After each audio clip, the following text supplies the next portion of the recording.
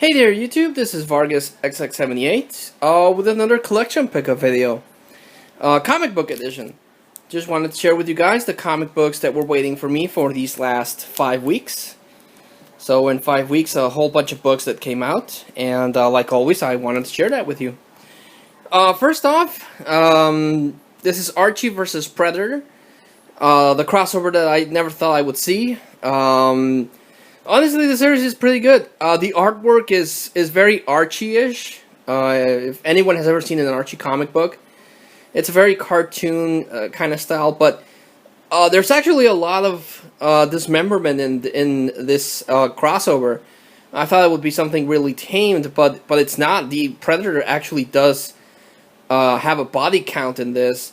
Actually, Betty and Veronica go visit Sabrina the Teenage Witch, and the Predator takes out Sabrina, because as is established in Predator lore, the Predators always take out something that they think might be a challenge. So they take out Sabrina on this issue. So I'm really digging this this little crossover. It's only 4 issues. I got 2 down, so I still have 2 more to go. But I would definitely recommend it. Like I said, it's so over the top that it's awesome. Picked up Secret Wars. Actually, don't have them in order. But this is Secret Wars issue 2, where they establish the world of Battle World. How Thor, there's a whole Thor army made up from all the Thors in the multiverse that were brought together into this Battle World arena. And they kind of give a quick look at everything that's in this new world. The thing is that Doctor Doom, who's, by the way, my favorite Marvel villain, is like the god and ruler of this battle world. He surveys everything that happens, and he has a council of Sue Richards, Valeria, Franklin, and Doctor Strange. So Doom is Lord and Master of this new world. And in Secret Wars number 3, the 2 arcs are discovered. The one arc has the Cabal, which has Thanos and Black Bolt's brother and Namor, and the evil Reed Richards from the Ultimate Universe. They wake up and they see this world, and they remember the world that was before. And then on the other side, you have another arc, the life arc with Reed Richards, Spider-Man, Miles Morales, Black Panther, Carol, and the female Thor, and Star-Lord, and Cyclops that has the Phoenix Force. So these are the only people that remember the universe as it was before. So it's going to be interesting to see. It is a concept that has been done before. This small band of people that remember things the way they should be. House of M is a good example. When everything was rewritten, a couple of people remembered the old universe, and they led a rebellion against the god of that new world. This, in that aspect, looks very similar, but it's interesting to me because it has all these multiverse. Just like Convergence was interesting to me, this is also interesting because it has all these different variations of the Marvel universe. Still not happy that they killed the Marvel universe per se, but I am interested in seeing what they do with this one. Marvel has had, unfortunately, a bad track record of having series that flop near the end and have no real consequence. I'm hoping this one is better at doing that. And it's also, as a side note, it was cool to see that Peter Parker and Miles Morales remember their crossover that happened in Spider-Man. So that was pretty cool. Picked up the last issue of Avengers. This is issue 44. I had a heck of a hard time picking up this issue. This was the one of the variants that they had because of the problems that I had in getting the issue. I was able to pay cover price. I paid $2 less on this particular cover. But this is the end of the Avengers storyline that Hickman has been writing since issue 1. You have one big last fight between Captain America and Tony Stark, just as the Secret Wars event is starting off. So I needed this book to complete my Hickman Avengers run. Was super glad that I was able to get a copy, and the cover is pretty cool actually. But yeah, this is the last issue of Avengers, and probably the last issue of Avengers I'm gonna pick up. Picked up Star Wars Darth Vader issue 5. Darth Vader encounters Professor Cyclo that is developing new apprentices for the Emperor to work as Vader's replacements. Unfortunately, these people don't use the Force. They're all either genetically or technologically enhanced. So Vader sees them as legit competition, and he's not happy about what's going on with these people. You got a person that looks like General Akbar, but he has the body of General Grievous. You have two twins that are very similar to dark versions of Luke and Leia. You have a reptile creature, and you have a lady that controls orbs and stuff. So Vader is in a really, really bad spot because his droid army didn't really work out so well for him. So I love the cover on this one. It's a beautiful cover. And this one's also cool. This is Vader number 6, where the Emperor pretty much says that, you know, you're not what I expected you to be, and you're very disappointing, and if you don't work to earn your spot, one of these apprentices will take you down, and you know, one of them will replace you. Also in this issue, Boba Fett tells Vader that he has a son. So in the old canon, I'm not really sure how Vader found out that Luke Skywalker was his son, but in this series and in Star Wars, they do reveal that it was Boba Fett that gave that information to Vader. So that was pretty cool, and I love these covers. I love these two covers, the way that they look and everything. Great covers, great series. I'm really digging this. At first, I wasn't thinking of picking up all of the Secret Wars crossovers, only the ones that were interesting to me. And this is one of those. I like the Days of Future Past storyline, which of course was the inspiration to the last X-Men movie.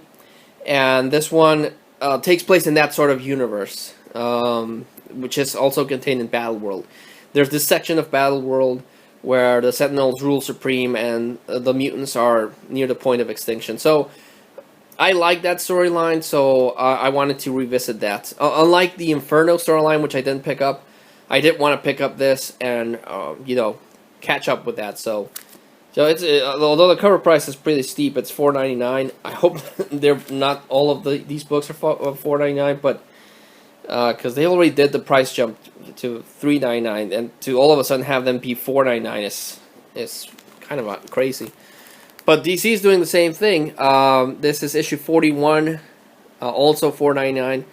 But the comic book store was awesome and got me this Joker variant because this year is the Joker's 75th anniversary. So DC launched a whole bunch of Joker variants. And this is the Justice League variant. Looks pretty cool. And of course, this is the first chapter of the Darkseid Anti-Monitor War. So big event that's happening contained in Justice League. Another Secret War tie-in that I picked up, and this is Old Man Logan, revisiting the universe created by Mark Millar, where Wolverine gave up being a superhero and the villains took over. But this series revisits that. Unfortunately, it's written by Michael Bendis, and recently Michael Bendis' work hasn't been as cool as he used to be. But I've been hankering for a Wolverine book for a while. The 616 Wolverine is died encased in that adamantium. And Marvel has recently revealed that this Wolverine, Old Man Logan, will stick around. So I had to pick up this series. The artwork is beautiful, but again, the writing is kind of hit or miss.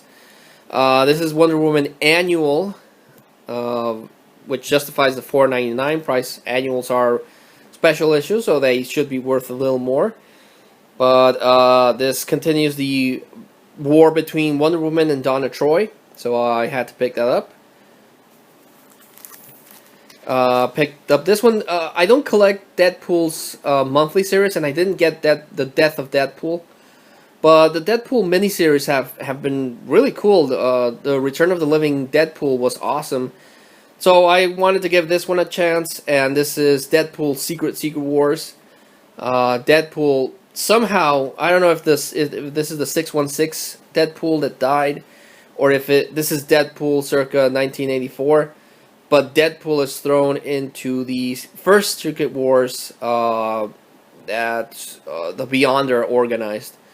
So yeah, it also had to pick it up because it's Deadpool messing up the original Secret Wars. Picked up Batman 41, and this of course is depending on who you ask, is a controversial issue. Because this is the debut. Well, there was that free comic book day, but this is the official monthly debut of the Rabbit Batman suit, which of course by now everyone knows that Jim Gordon is inside the bat suit. I respect DC. I really do. I respect the fact that they had the balls to seemingly kill off Batman and the Joker and set up a new Batman, which is Jim Gordon. So I'll respect it, and I'll still keep collecting Batman because eventually Bruce Wayne is going to come back as Batman. But in the meantime, I'll still pick up the Batman monthly. Another Marvel Secret Wars tie-in that I picked up was the Marvel Zombies. I like the concept of Marvel Zombies. They stopped releasing books on that universe, but now they're part of Secret Wars. There's this whole section that's full of Marvel Zombies, and this is a book specifically dealing with that part of that universe. There's also going to be another one that I'm going to pick up, which is the Age of Ultron versus Marvel Zombies. But yeah, I like the Marvel Zombies, so that's the reason I picked that one up. These I want to get these in order. So hold on. Amazing Spider-Man: Renew Your Vows. This is a book that I'm really happy that they were given a chance to do. Where this is the book where Peter Parker is still married to Mary Jane, and they have their daughter that was teased during that dreadful One More Day. She's not Mayday Parker. She's someone else. But I've been a fan of the marriage, just like I was a fan of the Superman and Lois Lane marriage. So it's great to see them back. And unfortunately, this is only like a 4-issue miniseries, but I'm happy that this is happening. So picked up Convergence, Swamp Thing #2. You have Swamp Thing fighting vampires with artwork by Kelly Jones. That spells awesomeness in my book. Picked up Convergence, Adventures of Superman, issue 2. You have Superman and Supergirl teaming up with Kamandi to fight the smart animals in that universe. Picked up Uncanny X-Men, issue 34, where this doesn't happen actually, but Mystique has an encounter with Cyclops, and it's actually a trap set up by Dazzler. So Dazzler finally got her revenge on Mystique after everything she put her through. It was my understanding that the next issue was X-Men 600, but that issue was postponed until after Secret Wars. So this is Amazing Spider-Man 18.1, which is still dealing with that crime war. I don't know what's going to happen with this. Amazing Spider-Man, the regular series, was put on hold for Renew Your Vows. But this thing, the point things are still going on because this leaves off in a cliffhanger. So I don't know if this is going to release at the same time that the Renew Your Vows is going to release, but we still got Spider-Man. This is the one I want to start off with. This is Sonic Universe issue. Ooh, I don't see the issue. Well, this is a issue of Sonic Universe. The reason I picked here this is issue 76. I wanted to pick this one up. The first Sonic and Mega Man crossover was pretty awesome. It was a 12-issue miniseries that ran through all the Sonic and Mega Man comics, and that was pretty huge. It had the Sonic universe collide with the Mega Man universe. This one, Worlds Unite, promises to be even more epic, because they've promised that they're not only going to cross over Sonic universe and Mega Man universe, but they're also going to involve Sonic Boom universe. They're also going to involve Mega Man X universe. And down the line, they're also going to involve the whole freaking universe of Sega and Capcom. So I saw a teaser for one of the future books, and it had Nights into Dreams, it had Skies of Arcadia, it had Street Fighter. It just seemed so cool that they're going to do that down the line. So super psyched for this book. This is issue 1. Now I can break these up here. This is issue... Oops, still not good. This is issue 2, which is in Sonic Boom. What happens here is that they corrupt Mega Man and Sonic. So they're bad guys now. They kind of make a Metal Sonic and a corrupted Mega Man. So they're running havoc throughout their respective worlds. So as they're doing so, they're pulling in other people. And that's pretty cool that, you know, they made them bad guys here. And here's what they look like. This is Sonic Man and then Evil Mega Man. So it's really cool. The concept is so far has been really amazing. It's going to continue in Mega Man 50, which I'm going to pick up. And I really like where this is going, and I hope it's as epic as it's going so far. Picked up Convergence, issue 6. Deimos brings together an army of the multiverse's bad guys. Then all of the heroes from all of the multiverse come together to stop Deimos, and you have Parallax, you have everyone from all the other universes, and they eventually are able to stop him. But when they do so, they release all the Chronicle energy that he stole. So the whole multiverse and all of reality is crashing down upon itself. Brainiac is set loose, and he basically says that the only way to stop the collapse is to go back to the very first Crisis on Infinite Worlds. Stop the incursion, the thing that the Monitor did, stop the collapse of the multiverse, and then that will save all of reality. So a couple of heroes, the Flash, Supergirl, Hal Jordan, Parallax, and the Superman before New 52 volunteered to go back in time and stop the collapse of the multiverse. So that's what they do, and they're able to stop. Apparently, they've stopped and reset Crisis on Infinite Worlds, and the multiverse again is back. So again, I'm not sure that's going to last, because DC Comics has a horrible habit of bringing back the multiverse and then screwing around with it, collapsing in a crisis, then bringing it back up. Honestly, DC has done this so many times that it's kind of become pointless. But this storyline was pretty cool, and for what it is, I thought it was pretty awesome. Picked up Star Wars number 5. Luke Skywalker goes to Tatooine to try to get clues from Ben Kenobi, and in issue 6. He encounters Boba Fett. That's where Boba Fett takes his name and takes that to Vader, which we saw in the Darth Vader comic. But they also reveal that Han Solo apparently has a wife.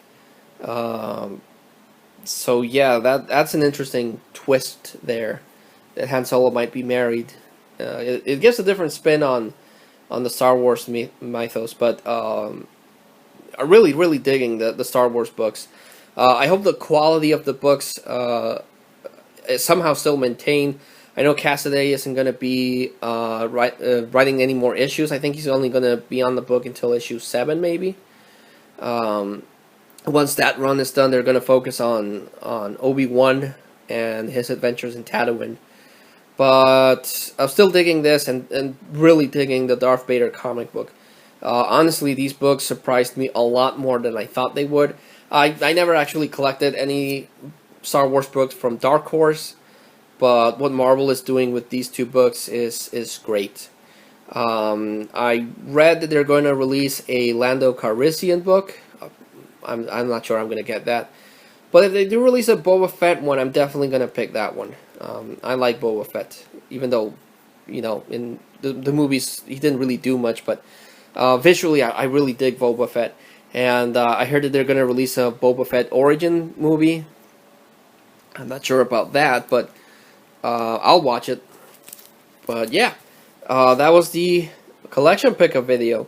Like I said, lots of really neat stuff that I picked up. I enjoyed what was released. The end of Convergence, a lot of people thought that was hit or miss, but I enjoyed it again for it was, even though the whole multiverse collapse and then bring back is pointless. DC is going to mess with that again and bring it down. Like always, I like to recommend the standout books of the haul. I'm going to go with the Sonic Mega Man crossover. If you're a fan of Sonic and Mega Man, this or the previous Worlds Collide and this Worlds Unite is definitely the book that you should get. Everything's bigger in this one, and it promises even more epicness. Like I said, they're going to include every universe from Capcom and every universe from Sega. So, if you're a fan of both of those companies, even though in video games the companies have collapsed upon itself, in comic books, this is amazing. It's the ultimate crossover. And Renew Your Vows is the other one. If you were a fan like me of the marriage of Peter Parker and Mary Jane, you'll love this book.